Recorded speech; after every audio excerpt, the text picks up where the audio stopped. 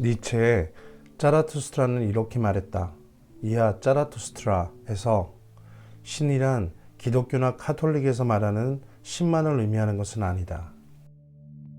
짜라투스트라에서 죽음이 선포된 신은 신으로 상징되는 모든 것들, 즉 선과 악의 구도, 진리와 오류의 구도, 필연과 예외의 구도. 세상 만물은 한 가지로부터 왔고 한 가지로 설명된다는 이론론. 세상 만물은 두 가지의 대립되는 성격으로부터 왔고 두 가지로 설명된다는 이원론. 모든 것은 한 가지 혹은 두 가지로 모두 수렴되고 설명된다는 동일성의 원리. 진짜 세계와 인간이 인식할 수 있는 세계는 같을 수 없다는 이원론적 불가지론 등 당시까지 존재한 모든 종교와 사상들, 신념들, 유력한 가치관들을 통칭하는 의미였다. 따라서 신의 죽음을 단순히 중세 기독교적 세계관과 세계의 붕괴를 의미하는 것으로 한정해선 안 된다. 그런 해석으로는 니체의 짜라투스트라가 반종교적 세속화를 위한 한낱 계몽주의 책으로 전락하게 된다. 니체의 짜라투스트라에게 반종교는 손톱의 때다. 짜라투스트라에서의 신은 인류 문명을 통해 지속적으로 존재해온 종교를 포함한 모든 세계관이었고, 니체는 모든 세계관들이 붕괴했음을 선포했고 그 대안으로 다음의 세 가지를 제시한다. 초인, 위버맨시, 힘의 의지, 영원 회귀.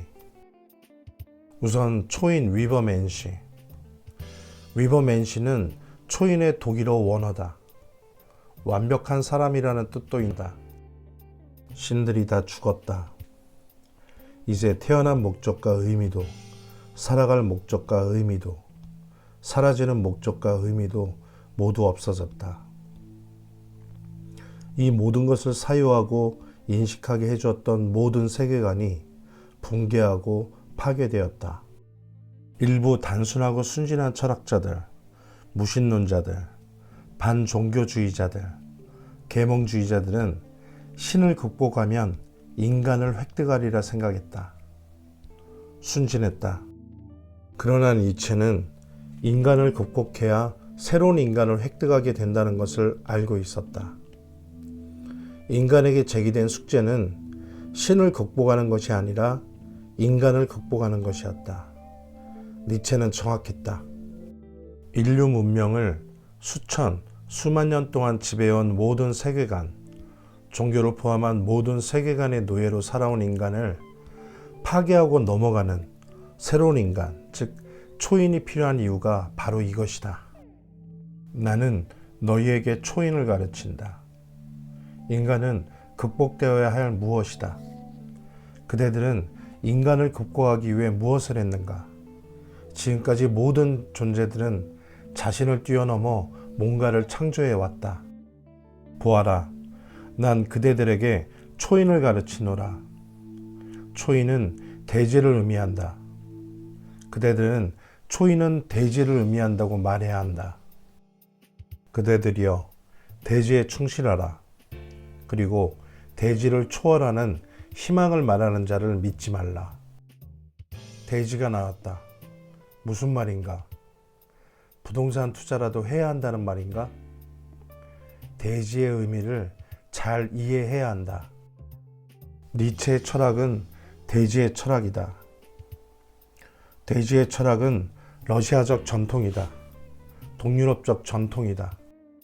서유럽과 남유럽이 하늘의 전통, 태양의 전통이라면 동유럽과 러시아는 대지의 전통을 가지고 있다. 좁은 땅덩어리와 넓은 하늘이 서유럽이라면 넓은 땅덩어리와 좁은 하늘이 동유럽과 러시아다.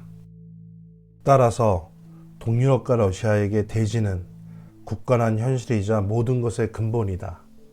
먹을 것을 주고 인간을 품어주는 만물의 어머니다. 또한 바로 옆에 있다. 위에서 군림하지 않는다. 척박하며 드넓은 대지의 흙은 손으로 움켜쥘 수 있고 누워 잠잘 수 있고 감자와 고구마와 밀을 품어준다. 현실의 대지를 잘 따르고 충성해야 굶지 않을 수 있다. 어차피 척박한 기후, 좁은 하늘에게는 바랄 것이 없다. 오히려 대지가 아주 생생한 현실의 세계이다. 이것이 러시아적 전통, 동유럽적 전통, 대지의 철학이다.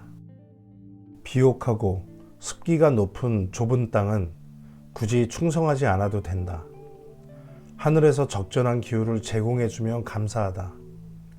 땅과 대지의 목을 매달지 않는다. 오히려 하늘의 목을 매단다.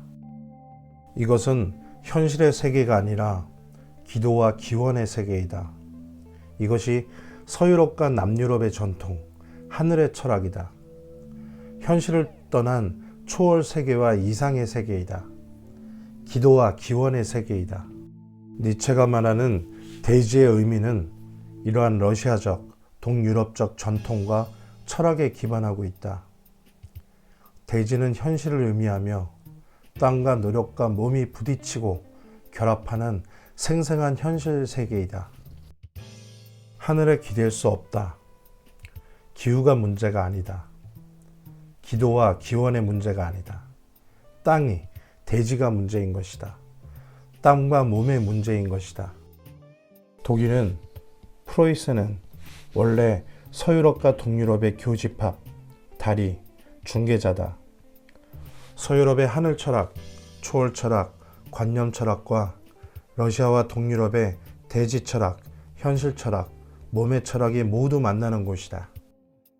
예를 들어 헤겔은 서유럽 하늘 철학, 초월적이고 관념적인 서유럽 철학의 완성자다. 쇼펜하우어도 결국 관념적인 서유럽 허무주의 철학자다. 둘 다 독일 철학자다. 대신 니체는 독일 철학자로서 헤겔이나 쇼펜하우어와 달리 러시아 및 동유럽의 대지의 철학을 발전시킨다. 대지 넘어 하늘이나 대지를 초월하는 특별한 무엇, 모든 것을 신 대신 관장하는 절대 관념이 아니라 발을 딛고 등을 대는 대지의 철학, 현실의 철학의 꽃을 피운다. 당대까지 독일이 유럽 철학을 지배할 수 있었던 것은 바로 이러한 이유도 항목했다. 철학의 교집합, 철학의 다리, 철학의 중개자로서의 강점 때문이었다. 서유럽과 동유럽의 상반된 철학을 모두 융합하고 객관할 수 있기 때문이었다. 그리고 그러한 배경 속에서 니체가 탄생했고 헤겔이 탄생했다. 다시 니체로 돌아왔다. 니체는 대지의 철학을 말한다. 다시 읽어보자. 니체의 초인의 철학, 대지의 철학을 이제 두 번째 다시 읽어보자. 초인은 대지를 의미한다. 그대들은 초인은 대지를 의미한다고 말해야 한다. 그대들이여, 대지에 충실해라. 그리고 대지를 초월하는 희망을 말하는 자들을 믿지 말라. 초인은 대지를 의미한다. 즉, 초인이라는 의미는 하늘의 철학, 초월의 철학, 관념의 철학을 극복하고 손에 잡히고 등 기댈 수 있는 현실의 대지의 철학을 의미한다. 현실을 뛰어넘는 초월적 관념, 초월적 상상, 초월적 감성을 극복하는 것이 초인의 의미인 것이다. 현실에, 대지에 철저하게 발 딛고 서 있는 인간이 되어야 한다는 의미인 것이다. 그렇다면 서유럽적 전통인 초월적 관념, 초월적 상상, 초월적 감성은 구체적으로 무엇을 의미하는가? 우선 가장 쉬운 것이 종교다. 니체 당대에는 기독교다. 신이 세계를 창조했고 현실과 인간을 만들었고 대지를 만들었다. 인간은 현실이라는 그림자를 딛고 신의 나라로 간다. 현실은 계단일 뿐. 현실은 신 세계의 그림자다. 닮았지만 현실이 아니고 가짜다. 오리지널이 아니고 복사본이다. 진짜는 신이다. 그 복사본이, 현실이 신의 세계로 구현되어야 오리지널이 된다. 신 다음은 관념이다. 이성이라고도 하고 절대 관념이라고도 하고 절대 이성이라고도 한다. 사실 신의 자리에 절대 이성이나 절대 관념을 대신 사위했다고 해도 과언은 아니다. 여기서도 현실은 절대 이성이나 절대 관념의 계단일 뿐이다. 진짜가 아니다. 그냥 전쟁터이고 그림자이고 거쳐갈 과도기일 뿐이다. 그냥 잠시 정박하는 항구일 뿐이다.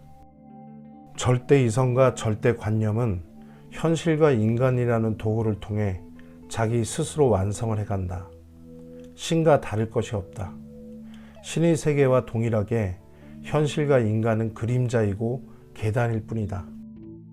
그래서 니체는 신들과 절대 이성, 절대 관념이라는 하늘의 철학, 초월적 철학을 극복하고 현실과 인간 그 자체에 집중하라는 의미로 말한 것이다.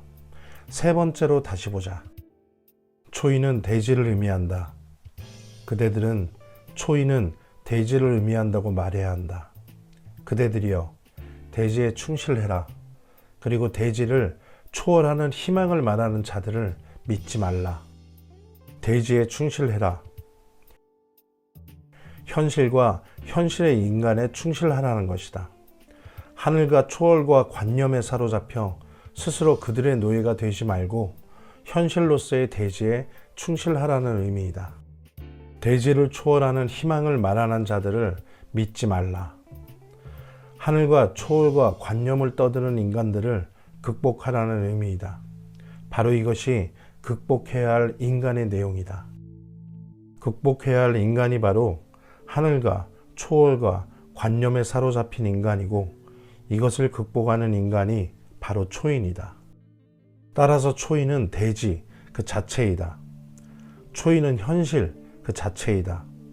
하늘과 초월과 관념을 배격하고 대지를 현실을 움켜쥐고 현실에 등대고 살아가는 인간, 바로 그것이 초인이다. 여기서 우리는 또 한 가지의 의문을 갖게 된다.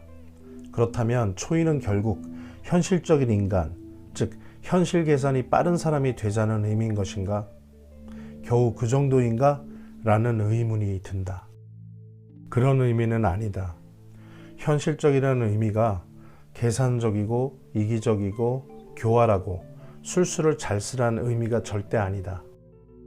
다시 돌아가서 현실에 발을 딛고 등을 대야 한다는 의미는 지금까지 익숙한 세계관, 즉 하늘과 초월과 관념의 세계관과 싸우고 명확하게 이별하라는 의미인 것이다. 익숙한 세계관을 예를 들면 선과 악이 있다. 진리와 반진리가 있다. 법칙과 운명이 있고 예외는 기형이다.